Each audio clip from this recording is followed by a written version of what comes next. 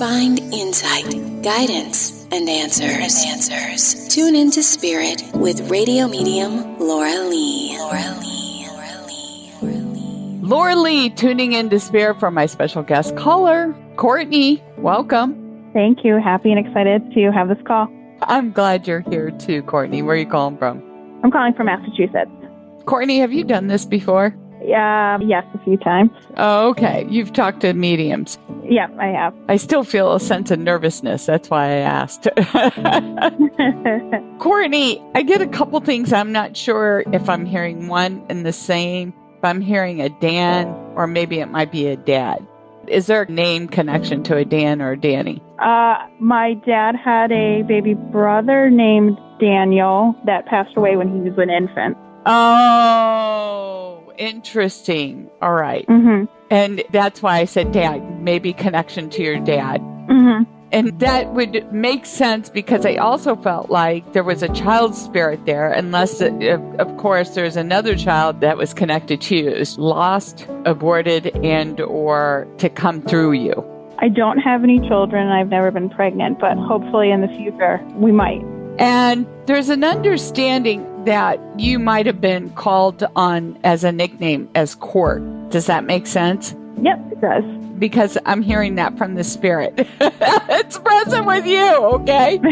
Yeah. But there's an understanding, too, that I get a sense somebody in this family line had or was considering of doing a genealogy report to learn more about family ties. Yeah, my dad's brother did that. Oh. It was very extensive, like travel to Ireland to meet some of like our lineage. Oh, right. Because they said there were long lost relatives connected to a parent, right? Yeah. And so this is to your dad's side of the family, which is why Dan is here. Makes sense. This is fabulous because I feel like it was such a new opening.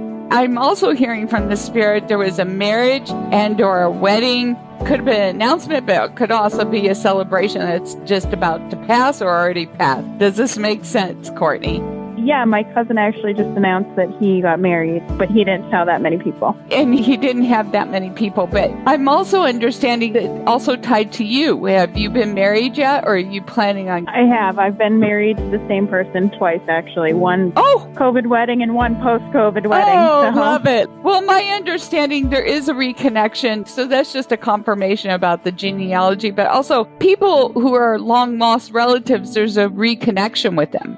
Mm-hmm. They also tell me there was something about somebody who's infertile or thinks they're infertile and is concerned about that as far as having children. Does that make sense? Yeah, my younger sister, she's actually pregnant right now, thought that she was infertile and then she got pregnant. And then I actually have some embryos in the freezer from IVF due to I had cancer, so I have 5 embryos in the freezer. Well, it's really important to know some of your history.